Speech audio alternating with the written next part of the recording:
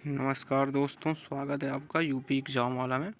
आज हम जो पॉइंट आप नोटिस करेंगे वो जो पॉइंट होंगे हमारे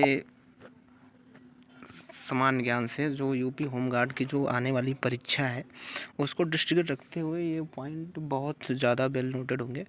सामान्य ज्ञान में आज हम देखेंगे पाषाण काल को, क्योंकि जब हम पढ़ने जाते हैं अपना इतिहास तो जो हिस्ट्री है, हमारे जो सबसे पुरानी हिस्ट्री है, तो उसमें ना पाषाण काल जो है वो सबसे प्रमुख आता है।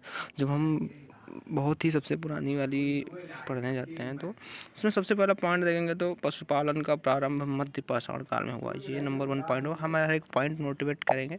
अगले पॉइंट पे जाएंगे तो फिर मानव के साथ कुत्ते का कंकाल जम्मू कश्मीर में पहली बार ये प्राप्त हुआ था। थर्ड पॉइंट है कि सर्वप्रथम खदान का उत्पादन नवपाषाण काल में प्रारंभ हुआ। उसके बाद पॉइंट है कि कृषि के प्राचीनतम साक्ष जो हमारे मिले हैं वो मिले हैं लहुरा देव से मिले हैं। ये जगह जो है वो मेहरगढ़ के पास पड़ती है।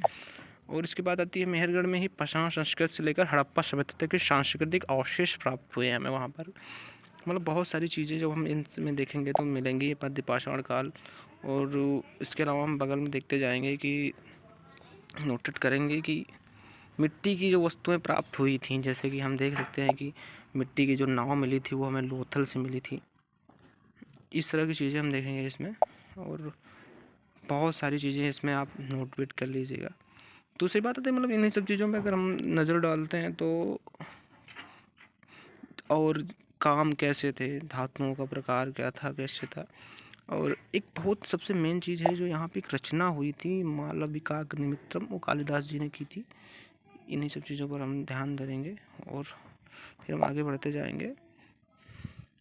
अब हम आते हैं प्रमुख अभिलेखों पर।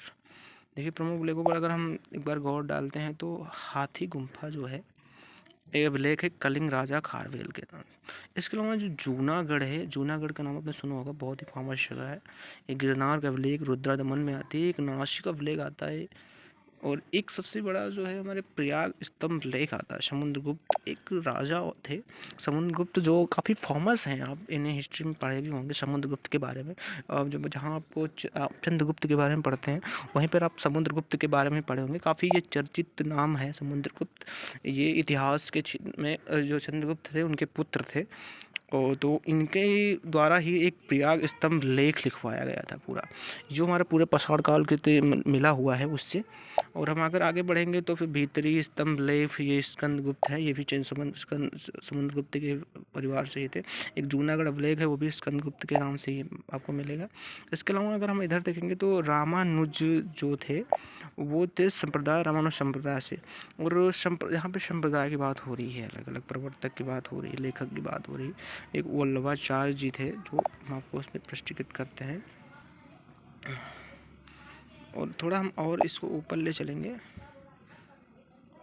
प्रमुख साहित्य और रचनाओं की बात करते हैं। ठीक है, मतलब उस समय की जो